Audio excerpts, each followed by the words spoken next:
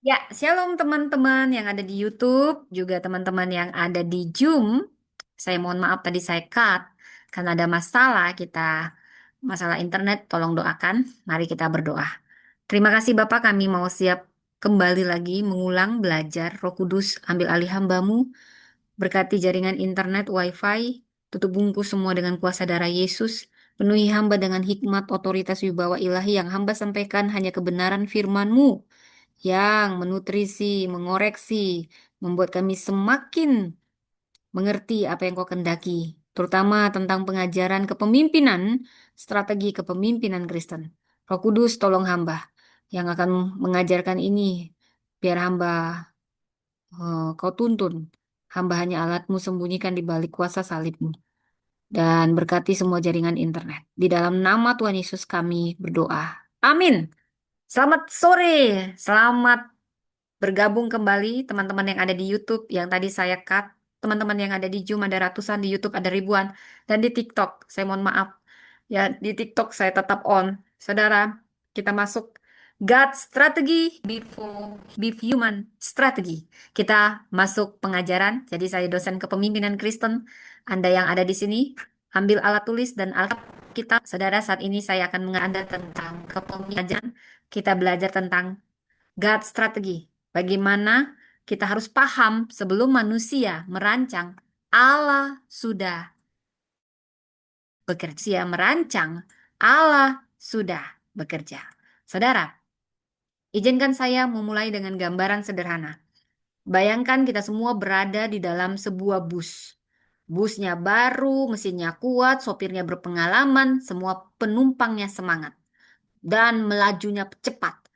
Di dalamnya bahkan ada rapat, saking hebatnya busnya, saudara ya. Ada musik, ada makanan, free. Nah, wah, bayangkan ini bus apa ya? Bus internasional ya, bus sukaria, suka hati ya. Ada pembagian tugas, bahkan ada laporan bahwa perjalanan akan berlangsung efektif, efisien. Wow! Tapi setelah 2 jam, seseorang melihat papan penunjuk jalannya dan berkata, "Wow, kita sedang menuju kota yang salah." Oh, saudara, pada saat itu masalah utama busnya bukan karena kurang cepat, bukan karena kurang sibuk, bukan karena sumber dayanya, tapi masalahnya arah dan ini fatal. Saudara, saya ingin membawa Anda. Demikianlah kita semua. Kalau kita punya gereja yang demikian, atau lembaga pelayanan, sekolah tinggi, organisasi Kristen, bahkan kehidupan kita sebagai pemimpin, kita semua bisa sibuk, nggak gerak menuju maksud Allah. Kita bisa memiliki banyak program, tetapi kita tidak menghasilkan murid. Kita dapat punya struktur besar, tapi kehilangan jiwa pelayanan. Kita dapat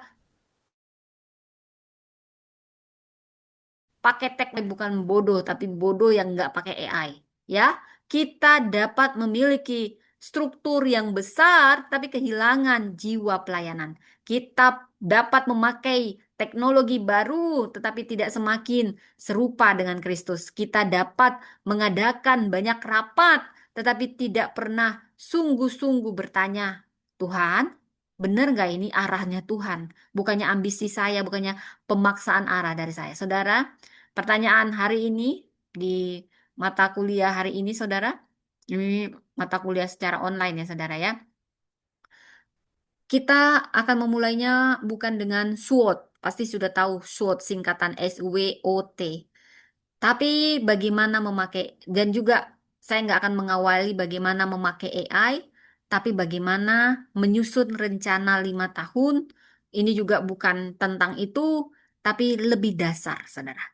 Apakah pemimpin Kristen harus berpikir strategis? Wow. Jawabannya bukan, terutama karena dunia bisnis pakai strategi, bukan hanya karena zaman berubah, bukan hanya karena gereja menghadapi generasi digital. Jawaban yang paling mendasar karena Allah. Allah adalah Allah yang berkarya dengan tujuan, hikmat, tatanan, waktu, dan penggenapan, dan kita dipanggil mengambil bagian dalam misinya. Saudara, saya perlu memberi satu penjelasan teologis. Kita memakai ungkapan Allah adalah strategis agung. Kita tidak sedang mengecilkan Allah menjadi konsultan manajemen. Allah tidak perlu menebak masa depan. Allah tidak perlu menyusun alternatif karena Allah tidak pernah kekurangan informasi. Allah Maha tahu, berdaulat, sempurna. Jadi kata strategis yang kita gunakan secara analogis ini untuk menegaskan bahwa karya Allah tidak acak, tidak panik, tidak tanpa arah. Di dalam seluruh Alkitab kita melihat tujuan Allah, hikmatnya, ketepatan waktunya, dan penggenapan rencananya. Saudara, mari kita baca Efesus 1 ayat 9 sampai 10.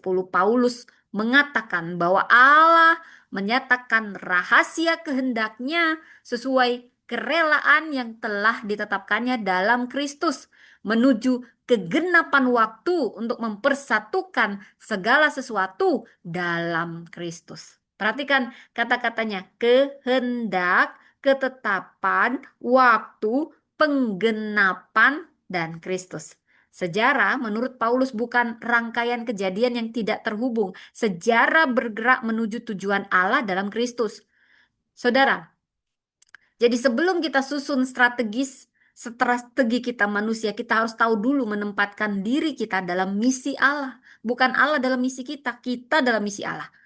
God strategy before human strategi. Strategi Allah mendahului strategi manusia.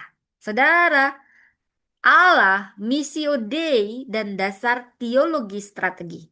Saudara, Alkitab dimulai bukan dengan manusia yang bekerja bagi Allah, tapi Allah yang bekerja. Allah kita yang bekerja. Kejadian 1.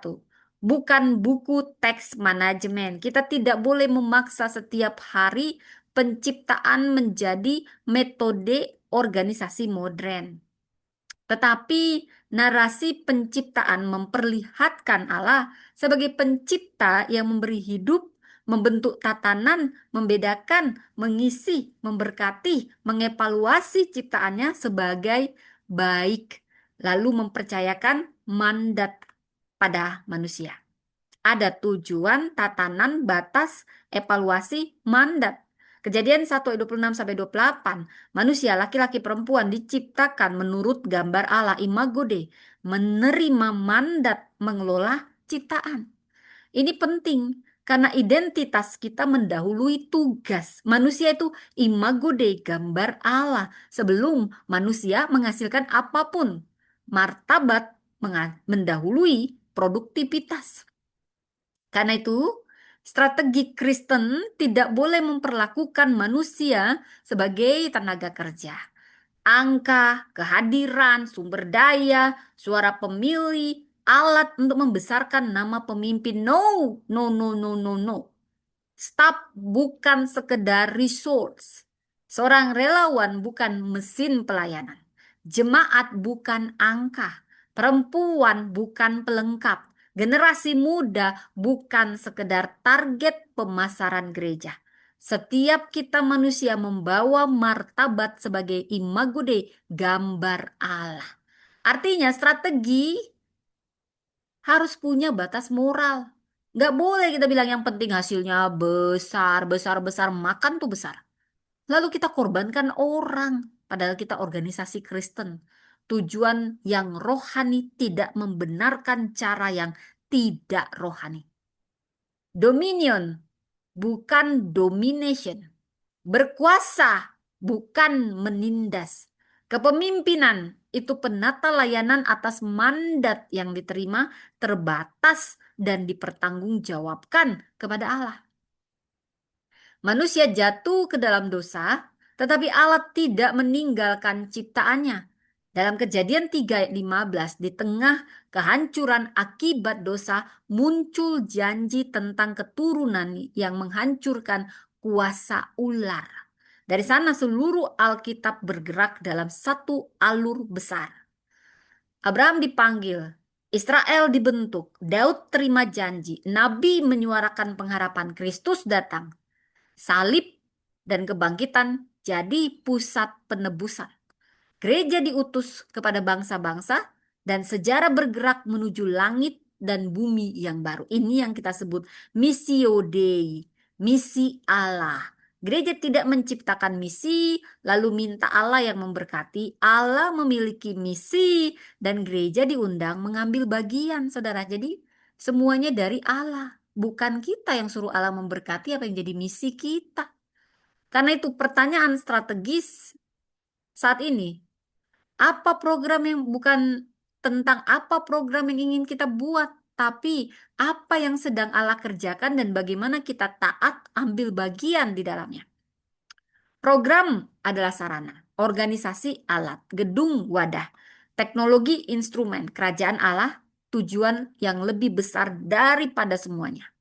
Saudara, pertumbuhan organisasi tidak otomatis berarti pertumbuhan kerajaan Allah. Sebuah organisasi bisa besar, tapi karakter pemimpinnya bisa kecil. Anggaran bisa bertambah, tapi kepedulian pada yang lemah berkurang.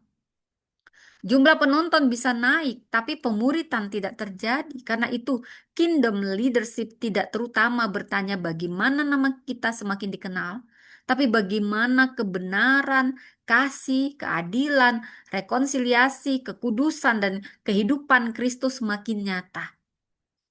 Yesaya 46 ayat 10 menegaskan bahwa Allah menyatakan akhir sejak awal dan keputusannya terlaksana. Sekali lagi, manusia tidak memiliki kemahatauan Allah. Kita tidak dapat mengendalikan masa depan. Justru kita terbatas, karena terbataslah kita harus memimpin dengan rendah hati, berhikmat, bertanggung jawab. Alkitab tidak mempertentangkan iman dengan perencanaan. Yesus berkata dalam Lukas 14 ayat 28 bahwa orang yang hendak mendirikan menara harus duduk dulu, hitung biaya dulu. Demikian di Amsal 16 ayat 9. Manusia merencanakan jalan, tapi Tuhan yang tentukan langkah, saudara. Yakobus 4 juga mengingatkan, kita tidak merencanakan dengan kesombongan seolah-olah kita hidup sepenuhnya dalam kendali kita. No, perencanaan yang salah bukan perencanaan itu sendiri yang salah, perencanaan yang otonom, sombong, manipulatif, tidak tunduk pada Allah. Iman bukan alasan ceroboh. Doa bukan menggantikan tanggung jawab. Data bukan pengganti Roh Kudus. Analisis bukan pengganti firman. Tapi doa, firman, hikmat, data, nasihat, analisis ini dapat berjalan bersama dalam penata layanan yang dewasa. Saudara, bisa dirumuskan begini, doa tanpa tanggung jawab berubah menjadi pasivitas. Analisis tanpa doa justru kesombongan. Pemimpin butuh keduanya, ketergantungan kita pada Allah dan ketekunan kita menjalankan tanggung jawab kita. Jangan malas-malas kok, berdoa-doa saja. Omong kosong itu semua. Kamu harus tekun, ada disiplin. Ya, ini cerewet banget nih dosennya. Ya. Jadi teori inti yang perlu dipahami di sini, ya. Sebelum kita akan membedakan 5 istilah secara ringkas, paham dulu, leadership itu bicara apa? Itu tentang mempengaruhi dan menggerakkan manusia menuju suatu tujuan. Manajemen itu bicara tentang mengelola sumber daya, waktu, anggaran, pekerjaan, supaya semua efektif. Dan administration ini menata prosedur, dokumentasi, alur kerja, dan keteraturan organisasi. Governance ini menentukan mandat, batas wewenangan, akuntabilitas, transparansi, dan siapa yang berhak ambil keputusan. Strategi inilah yang tentukan arah kita, prioritas, pilihan, jalan menuju masa depan. Strategi itu kayak kita nanya, oh kita mau kemana perginya? Kenapa? Kenapa ke sana? Apa yang harus dipilih? Apa yang harus dihentikan? Bagaimana manusia dan sumber daya diselaraskan mencapai maksud tersebut? Strategi bukan daftar semua hal yang baik, tapi ini pilihan yang koheren.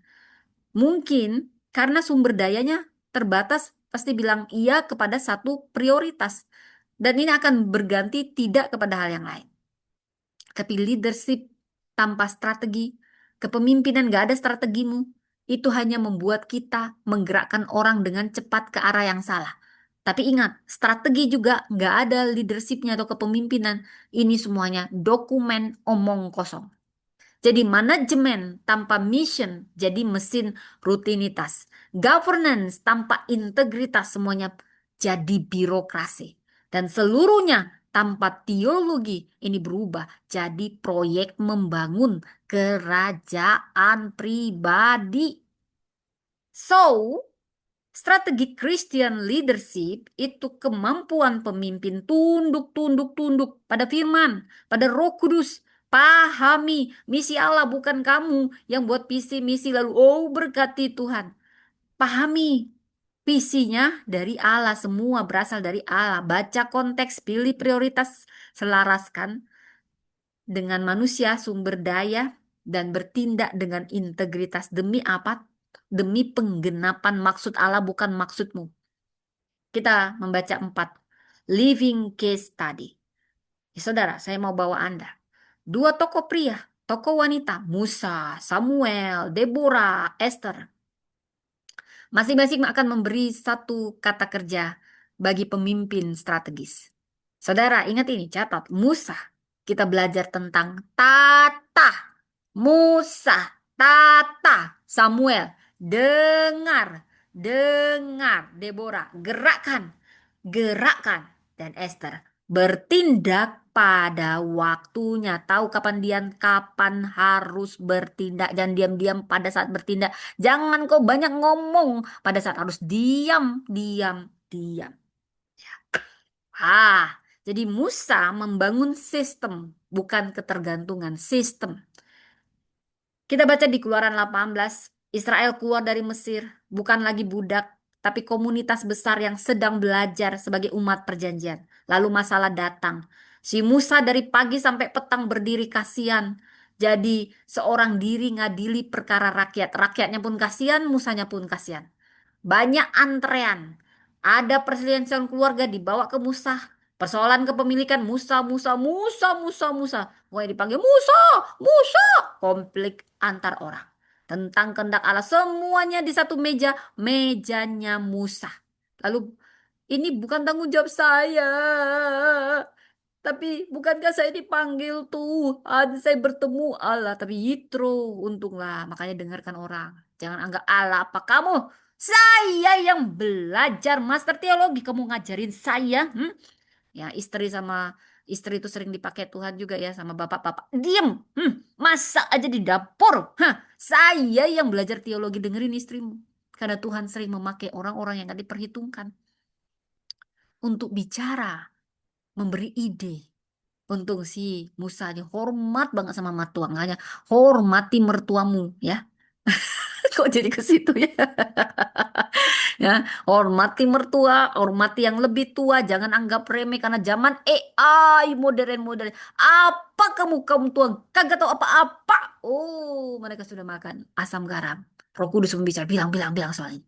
Kalau kita banyak penasehat. Wow, ini luar biasa, saudara. Jadi si Musanya juga awalnya dia baik. Oh ini panggilan. Pelayanan harus hati tulus. Hati tulus. Tapi jangan on. Ya, Tuhan juga nggak pingin kita capek. Semua harus efektif, efisien, strategis. Ya, jadi dibilang gini. Cara ini tidak baik, kata Yitro. Untung masih Yitro nih, mertuanya si Musa ini perhatian, saudara ya. Engkau dan bangsa ini lelah. Kau lelah, ini lelah. Dia perhatian. Dia gak mau aji mumpung. Biarlah dia biar mertua ala gue mau enak-enak di sini main catur. Gak kayak gitu dia. Nah, makanya peduli ya. Kita peduli sama yang muda ya. Yang muda dengerin yang tua. Dengerin pokoknya. Dengerin istri, dengerin suami. Aku ini yang belajar, bukan kamu. Nah, saya juga pernah begitu sama suami saya ya. Saya ini yang doktor teologi. Pernah juga begitu. Jangan. Ya, saya bertobat. Bertobat, ampun Tuhan. Begitu ya, saudara. Tugas ini terlalu berat untuk engkau lakukan sendiri. Saya juga sering dengerin mama saya, saudara. Walaupun mama saya cuman tamat, dia cuman D1. Tapi banyak kali Tuhan bicara, memakai mama saya ketika saya, Tuhan, mau kemana Tuhan? Mau kemana Tuhan? Nah, dia nggak langsung ngomong di langit. Oh, ke sini. Ada juga yang begitu. Saya nggak mengingkari. Ada juga yang ngaku-ngaku aja begitu, saudara. Ya, itu urusannya sama Tuhan. Urusan kita sekarang belajar strategi kepemimpinan di hari pertama. Saudara, malah Musa justru bekerja terlalu banyak. Dia setia. tapi sistemnya nggak sehat. Sibuk, tapi tidak sehat strukturnya. Kita bisa sangat berdedikasi. Tapi sebenarnya kita sedang membuat semua orang bergantung sama kita. Ini salah. Untung ada Yitro yang perhatian, disuruh dia sama Roh Kudus. Yitro, tolong dulu si Musa. Nah, dia memberi nasihat yang strategis. Musa harus terus mengajarkan ketetapan Allah, menunjukkan jalan yang harus ditempuh, tapi dia tidak boleh uh, mendelegasikan visi nilai dan kebenaran. Jadi dia harus tetap mengajarkan ini.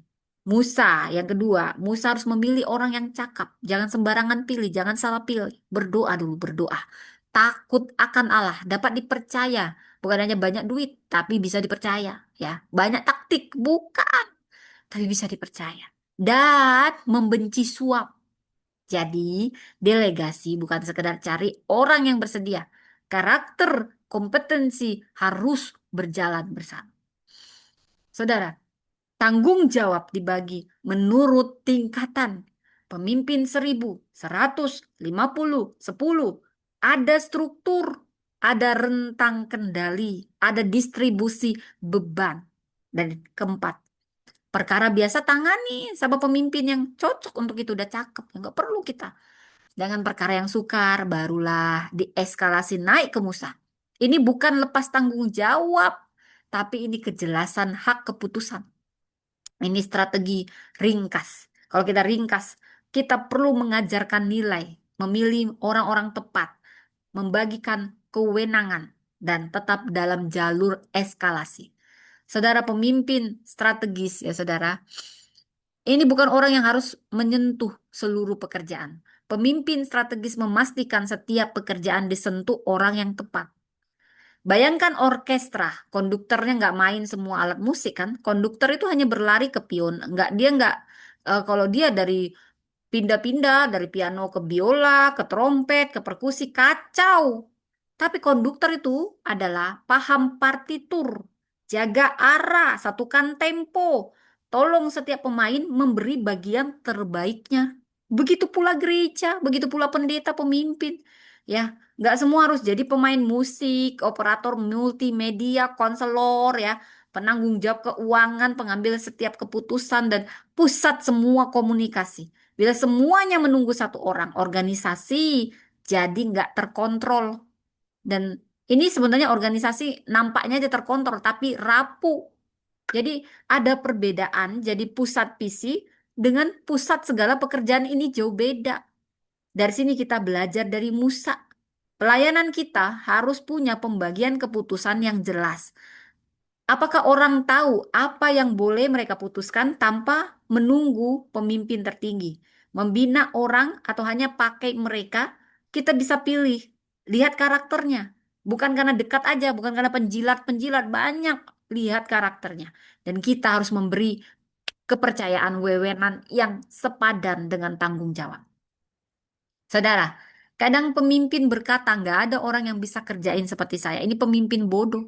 Ya, mungkin itu benar hari ini. Tapi pertanyaan strategisnya apa yang saudara lakukan agar 6 bulan atau 2 tahun lagi ada yang mampu mengerjakannya dengan baik. Bukan kamu aja yang baik, semuanya baik atau lebih baik lagi karena kamu yang membimbing dia bisa punya ide karena kamu nggak mengintimidasi aku yang paling baik aku semuanya aku. Nah, itu. Jadi pemimpin yang terus menjadi satu-satunya orang yang mampu melakukan semuanya. Bukan supaya kelihatan hebat, bukan. Itu bukti bahwa dia gagal memperlengkapi orang lain. Saudara Musa mengajari kita, jadi pemimpin besar itu bukan semua buat orang, oh harus tanya padaku, bergantung padaku, akulah pemimpinnya. Pemimpin besar, bangun sistem, buat umat terlayani, pemimpin yang tidak hancur, misi berlanjut. Wow, ini salah. Saudara, ingat dari Musa, menata, tata manusia, tata kewenangan, tata alur keputusan, tata pekerjaan, bukan untuk mematikan roh, tapi agar beban misi tidak menghancurkan orang-orang yang menjalankannya. Itu yang kita pelajari dari Musa. Sekarang kita belajar dari siapa? Samuel, dengar Allah sebelum menentukan arah. Saudara Samuel, kalau kita baca 1 Samuel 3, ini dimulai dengan suasana yang suram. Firman Tuhan jarang dan penglihatan tidak sering. Pemimpin rohani pada masa itu mengalami kemerosotan. Anak-anak Eli menyalahgunakan jabatan. Rumah Tuhan ada, ritual berlangsung, tetapi kepekaan rohani turun. Dan saat itu ada seorang anak yang tulus hatinya mendengar panggilan Allah. Samuel. Dia belum langsung kenali suara Tuhan. Dia berlari kepada Eli. Dan setelah beberapa kali Eli menolongnya, baru dia paham. Dan Samuel menjawab, berbicaralah, sebab hambamu ini mendengar. Saudara, strategi Kristen dimulai dari kemampuan, bukan harus mampu bicara. Oh, ini mampu bicaranya bisa berjam-jam nyerocos terus, maka jadikan dia pemimpin. Bukan. Setelah beberapa kali Eli menolongnya memahami dan Samuel menjawab, berbicaralah, sebab hambamu ini mendengar. Saudara, strategi Kristen tidak dimulai karena kita pintar ngomong, bukan, tapi karena kita mau mendengar. Always listening, always understanding. Oh, itu benar banget. Because kau bisa mendengar, maka kau bisa paham. Saudara, dunia kepemimpinan ini mengagungkan orang punya jawaban tercepat. Tapi Alkitab memberi tempat penting kepada orang yang cukup tenang mendengar. Dengar dulu sebelum kau jawab, jangan langsung nyerocos. Ya, kayak saya juga pernah nyerocos dan saya bertobat. Ampuni saya Tuhan. Nyerocos dulu, saya belum dengar suami saya sampai suami saya marah. Dengar dulu mama. Oh, baru saya dengar, saya ingat dulu firman Tuhan. Saudara. Jadi dunia kepemimpinan itu sering mengagungkan orang yang punya jawaban tercepat. Tapi kita diajari dengar sebelum jawab seperti Samuel. Dia memimpin reformasi nasional. 1 Samuel 7. Dia tidak pertama-tama bangun kekuatan militer. Dia panggil Israel kembali kepada Tuhan, menyingkirkan berhala, berpuasa, mengaku dosa, dan memperbaharui kesetiaan. Pembaruan moral dan rohani itu mendahului keamanan nasional. Ini penting. Tidak setiap masalah organisasi diselesaikan dengan struktur baru. Ada masalah yang akarnya bukan teknis, tetapi spiritual dan moral. Kita bisa mengganti organigram tanpa mengubah kesombongan. Kita bisa buat SOP baru tanpa kita bereskan ada ketidakjujuran. Kita bisa pakai aplikasi baru tanpa memulihkan kepercayaan. Kita bisa ganti pemimpin tanpa mengubah budaya. Samuel paham strategi yang benar harus menyentuh sampai ke akar-akarnya. Saudara, Samuel menghadapi transisi besar. Dia meminta seorang raja mendengar suara rakyat, membawa perkara kepada Tuhan. Dia memperingatkan konsekuensi. Dia mengurapi Saul. Saat Saul gagal, Samuel berduka. Tapi Tuhan berkata, mau berapa lama kau berduka cita Saul? Tentang Saul? Aku tolak. Inilah, isi tandukmu dengan minyak pergi. Ada masa ketika kesetiaan kita kepada Allah menuntut kita berhenti meratapi sesuatu yang gagal. Mungkin model dan mencari apa yang Allah siapkan. Rencana Allah tidak pernah gagal. Yang dipakai bisa gagal, tapi rencana Allah tidak pernah gagal. Allah tidak pernah gagal. 1 Samuel 16. Samuel melihat Eliab dan berpikir, pasti ini yang diurapi Tuhan, tapi Eliab tinggi, kuat, kelihatan layak. Tapi Allah mengoreksi kriterianya. Manusia melihat yang tampak, tapi Tuhan melihat hati. Di sini kita main strategi discernment. Apa artinya? Tidak membiarkan penampilan, popularitas, uang, senioritas, kepasihan, dan citra digital jadi alasan dasar pemilihan pemimpin. No, no, no, no, no. Data penting, betul. Rekam jejak penting. Kompetensi betul penting. Tapi pemimpin Kristen harus diuji hati, integritas, motivasi, kesediaan tunduk kepada Allah. Saudara, saya ingin bawa Anda lebih dalam. Ingat ini panel instrumen yang memberi informasi tentang keadaan kendaraan. Data memberitahu kecepatan, suhu, bahan bakar, tekanan.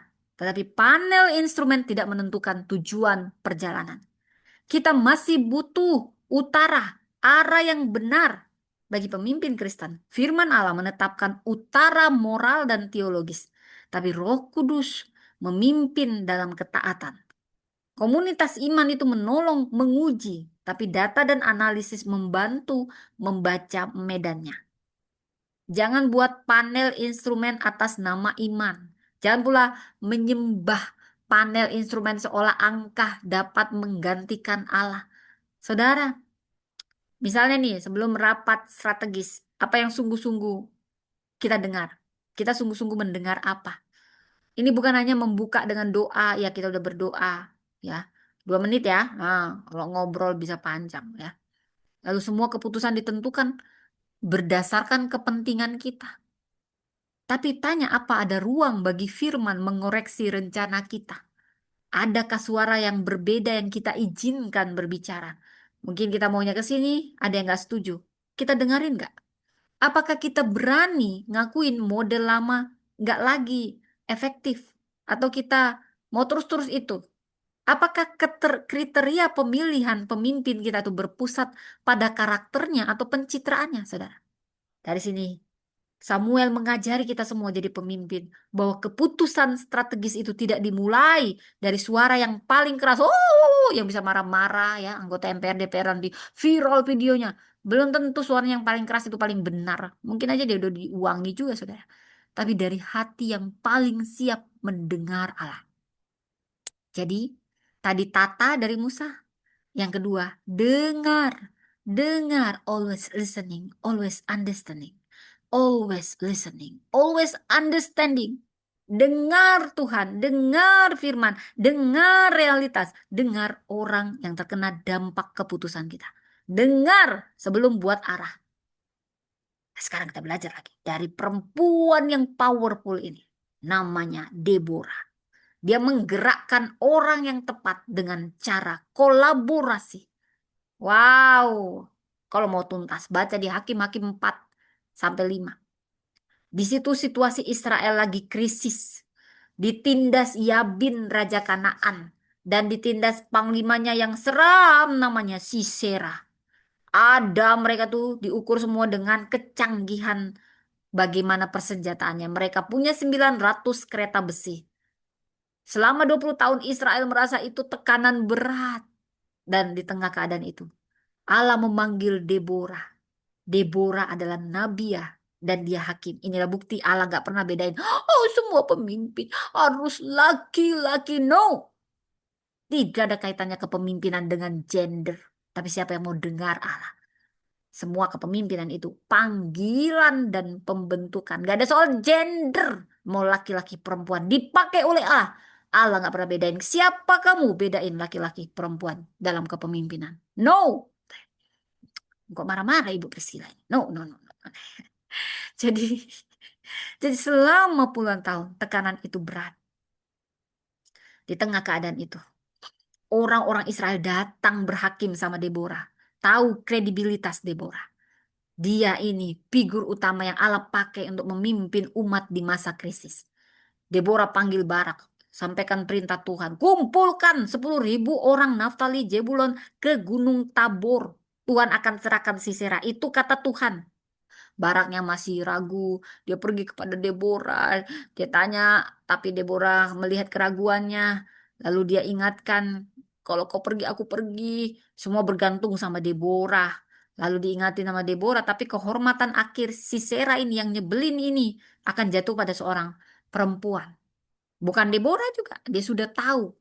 Dia sudah nubuatkan. Bahkan 2 perempuan Tuhan pakai di sini untuk menunjukkan aku nggak pernah bedain laki-laki dan perempuan dalam kepemimpinan. Siapa kamu yang beda-bedain? Hah? Aku pakai suka-suka, aku mau pakai siapa? Mau pakai perempuan, mau pakai anak kecil, mau pakai keledai gitu ya saudara. Parah banget nih ya. Jadi Deborah menyatakan dia akan pergi, tapi kehormatan akhir pada perempuan. Yael, jangan remehkan mama-mama berdaster. Tuhan bisa pakai siapapun. Saudara, Dan Yael menjadi orang yang mengakhiri ancaman Sisera, panglima perang yang ditakuti ini. Ini ekosistem kepemimpinan. Deborah membawa discernment prophetic, otoritas moral, keberanian. Barak hanya memobilisasi pasukan. Suku merespon. Yael bertindak di saat yang menentukan. Kisah di Hakim-Hakim 5 ini, kita bisa baca kemenangan. Nyanyian Deborah memuji orang-orang yang sukarela menyerahkan diri dan menegur mereka yang cuman mau diam cari aman. Diam cari aman. Kamu gak akan pernah aman. Kamu gak akan pernah nyaman kalau kamu cuma cari aman, cari aman, cari aman. Diam, diam, diam. No, ada saatnya diam. Ada saatnya bertindak. Saudara, kemenangan bukan hasil satu super leader, saudara. Kemenangan lahir saat orang berbeda menjalankan bagian yang dipercayakan Allah kepada mereka. Kolaboratif leadership, distributif leadership. Ini teori kepemimpinannya. Ada tanggung jawab, ada kontribusi, tidak dimonopoli satu figur, tapi didistribusikan sesuai panggilan, kapasitas, konteks, waktu. Kita harus baca teks ini dengan benar. Hakim-hakim 4 dalam narasi perang adalah konteks penghakiman dan pembebasan Israel kuno. Kita tidak memindahkan kekerasannya secara langsung ke gereja masa kini. Prinsip yang kita bawa bukan tindakan kekerasan, tapi keberanian menghadapi penindasan, taat pada firman Allah, mobilisasi komunitas, dan kolaborasi lintas peran. Dan pelajaran yang lain yang nggak bisa kita hindari, Allah memakai baik laki-laki dan perempuan sebagai orang-orang penting dalam karyanya. Nggak ada second class. Dalam Kejadian 1, laki-laki dan perempuan sama-sama imago Dei, apa itu, segambar Allah. Sama-sama terima mandat. Nggak ada ya perempuan ini ya Roh Kudusnya nomor 2. Ini perempuan ini kelas 2. Semuanya kelas 2, 2, 2. Belakangan bapak-bapak duluan makan. Semuanya duluan. Tidak. Tidak seperti itu. Kalau Allah saja tidak bedain, siapa kamu beda-bedain? Hah? Nah, kok marah-marah ini Ibu Priscila. Jadi Hakim-Hakim 4 ayat 5 memperlihatkan pada saat bangsa membutuhkan arah, Allah bangkitkan Deborah.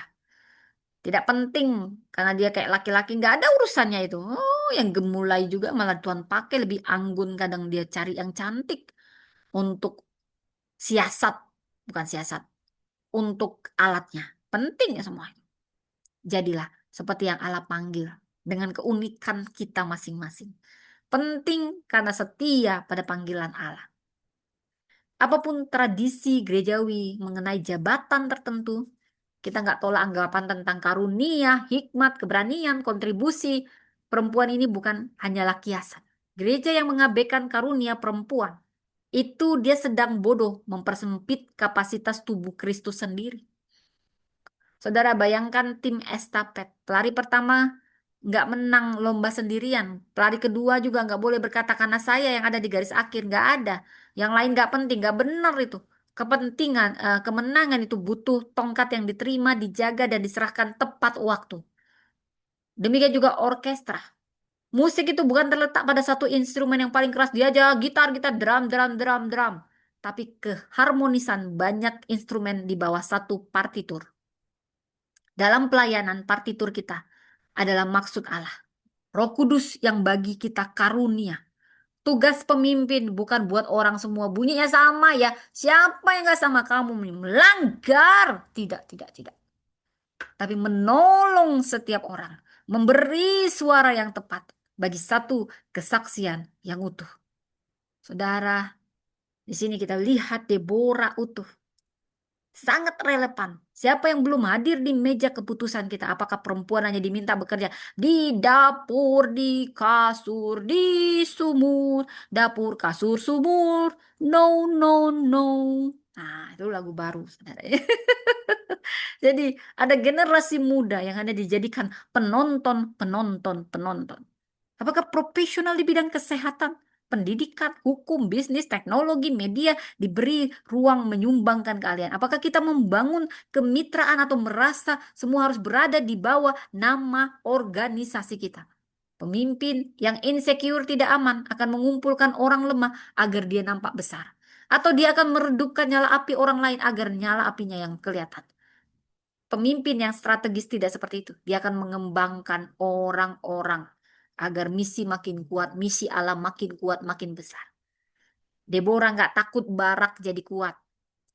Dia memanggil Barak, mengarahkan, mendampingi, menggerakkan. Kepemimpinan bukan kompetisi gender. Kepemimpinan kolaborasi demi pembebasan umat. Dari Deborah mengajar kita strategi tidak selalu berarti pemimpinnya berada paling depan dalam setiap hal. Strategi berarti pemimpin mengenali, memanggil, memperlengkapi, menggerakkan orang yang tepat menuju tujuan Allah.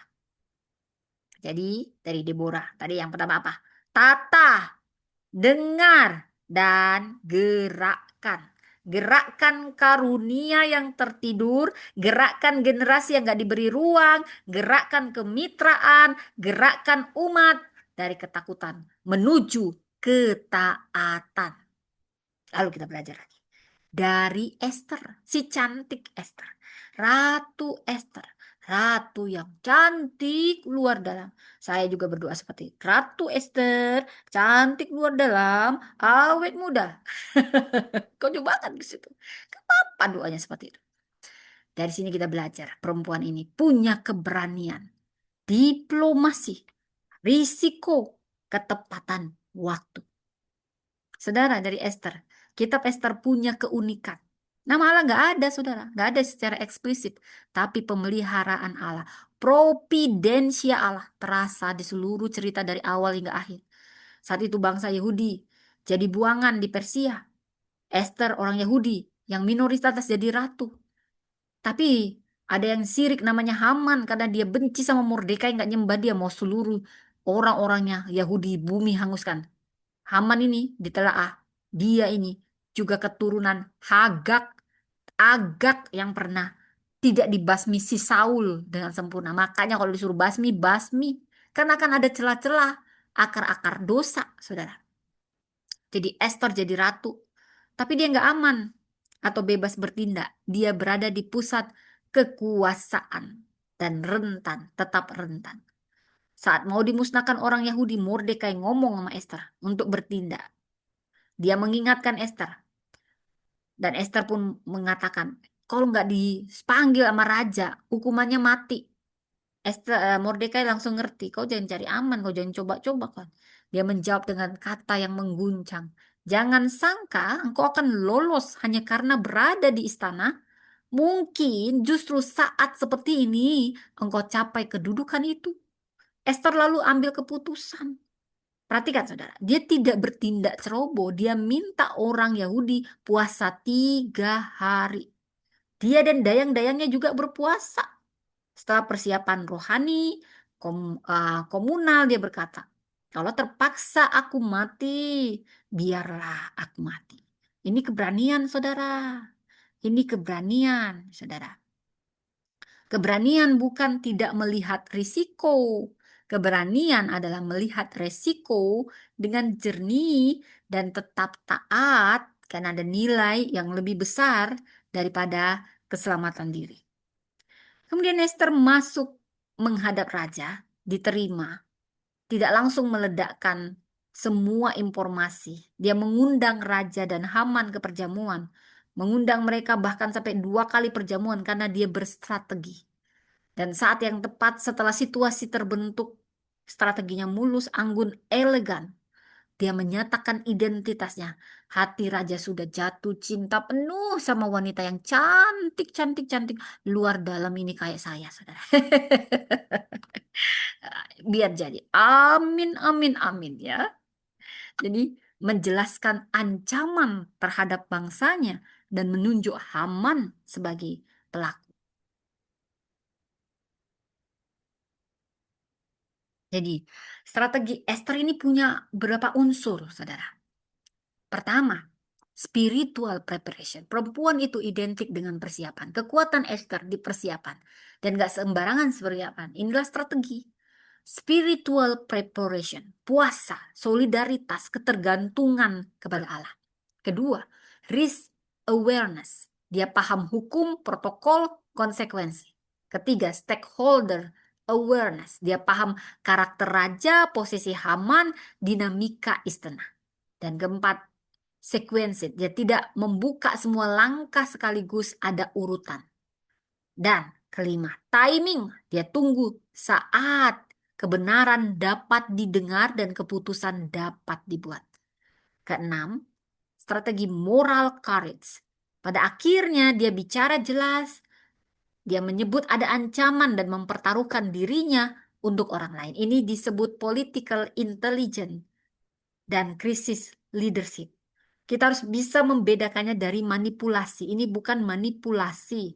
Ini political intelligence and crisis leadership. Manipulasi pakai orang demi keuntungan diri. Tapi Esther justru pakai mengorbankan dirinya. Dia hanya memakai pengaruhnya untuk melindungi bangsanya yang terancam. Dia tidak memalsukan fakta, tidak membangun kerajaan pribadi. Dia menyatakan kebenaran dengan keberanian dan kebijaksanaan. Saudara, seperti ahli bedah, bukan hanya harus tahu yang dilakukan, dia juga tahu kapan harus bertindak, bagian mana, urutannya bagaimana, bagaimana kendalikan resiko. Pengetahuan tanpa ketepatan waktu ini membahayakan pasien. Demikian juga kepemimpinan, kebenaran harus disampaikan, tapi caranya, urutannya, forumnya, waktu penyampaiannya, ini semua butuh hikmat, hikmat, hikmat. Jadi hati-hati. Tunggu waktu yang tepat. Gak boleh jadi alasan untuk tidak pernah taat.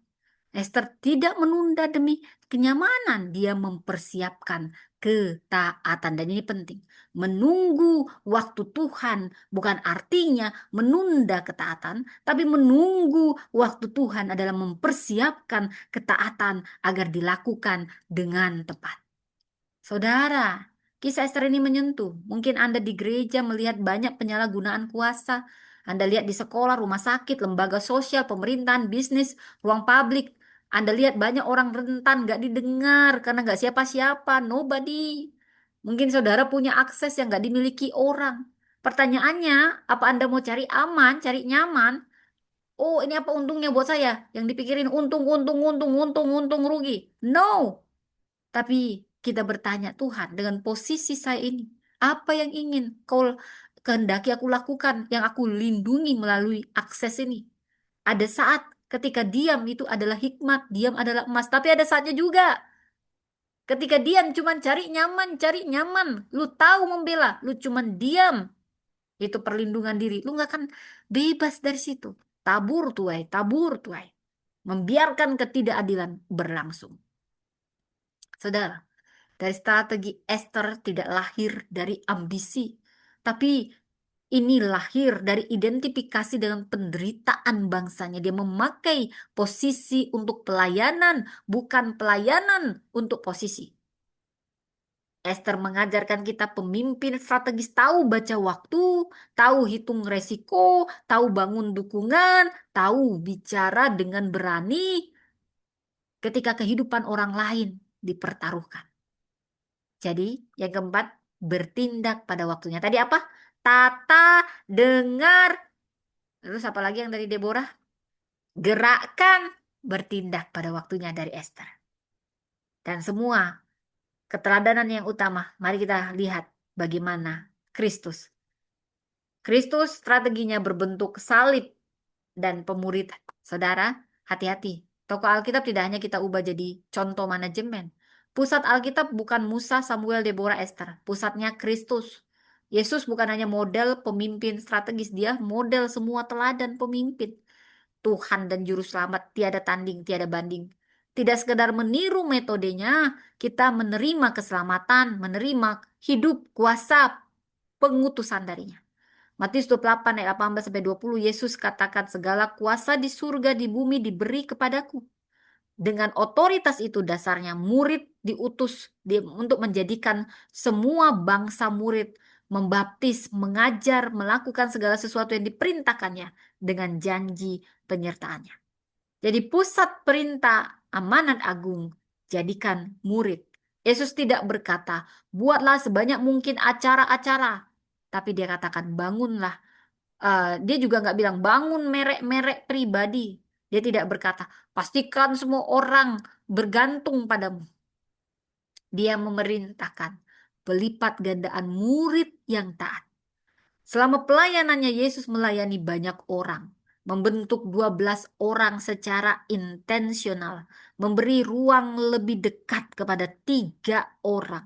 Dia mengajar, dia memberi teladan, dia mengutus, dia menerima laporan, dia mengoreksi, dia memulihkan, dia mempercayakan misi kepada mereka dalam kuasa Roh Kudus. Tetapi strategi Kristus mempunyai bentuk yang berbeda dari dunia ini. Bentuknya salib. Dunia berkata, naiklah agar engkau berkuasa. Kristus turun dan mengambil rupa hamba, saudara.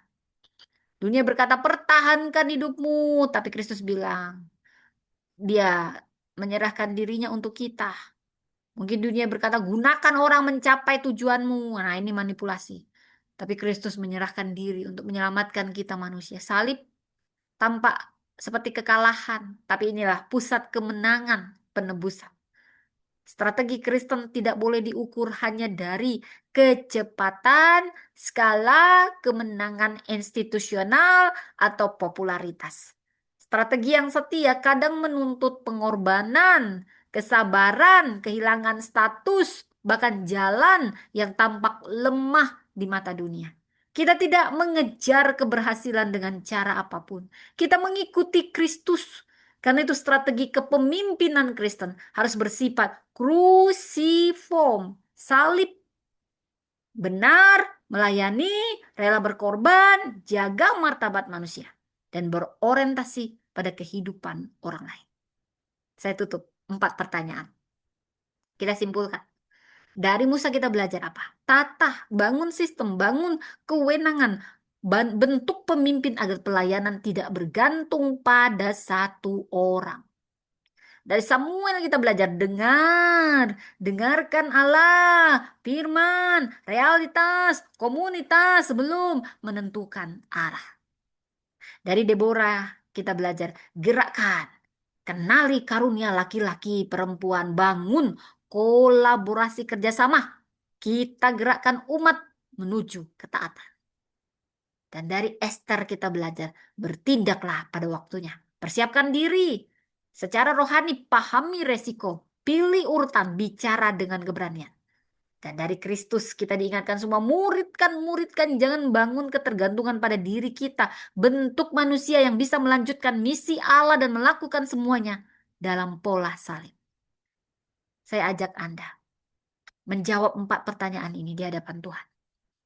Apakah saya sedang menjalankan misi Allah atau sedang mempertahankan program dan ambisi saya sendiri?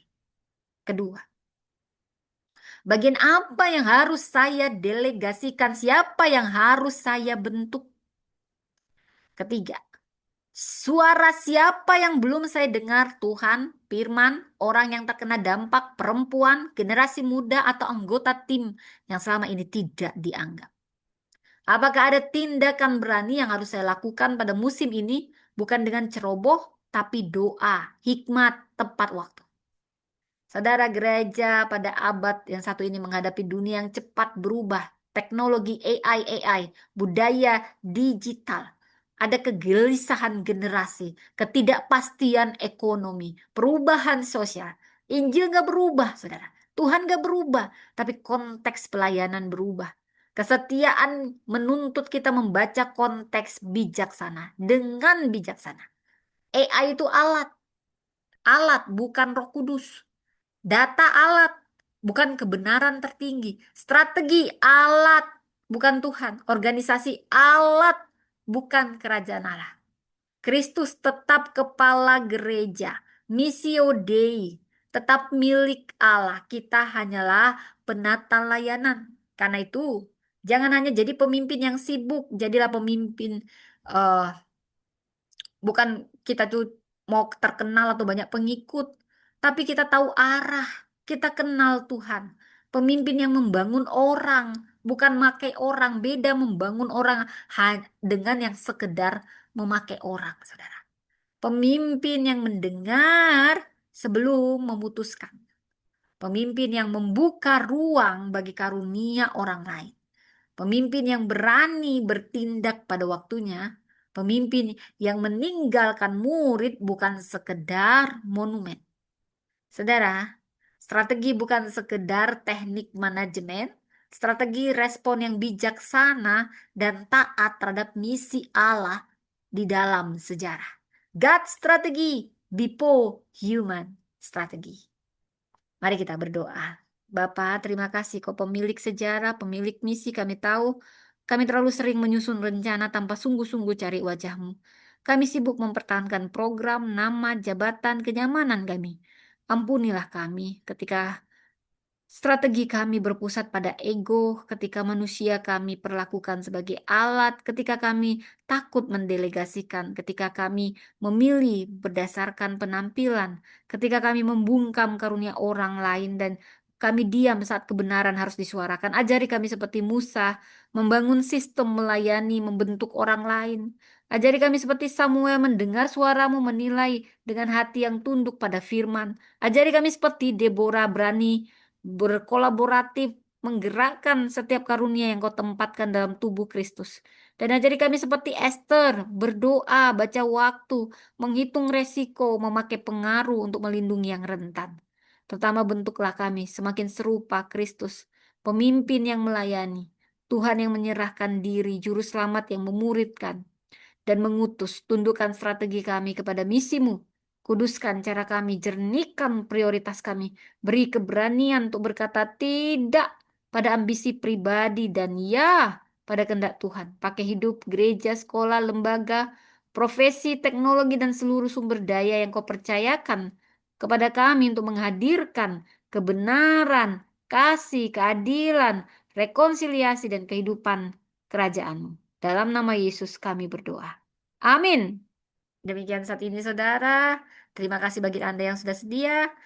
Baik teman-teman yang di YouTube, sekian dulu. Anda bisa membaca rekaman ini di YouTube Empower Women Ministry dan Priscilla Das Channel. Selamat malam. Tuhan memberkati.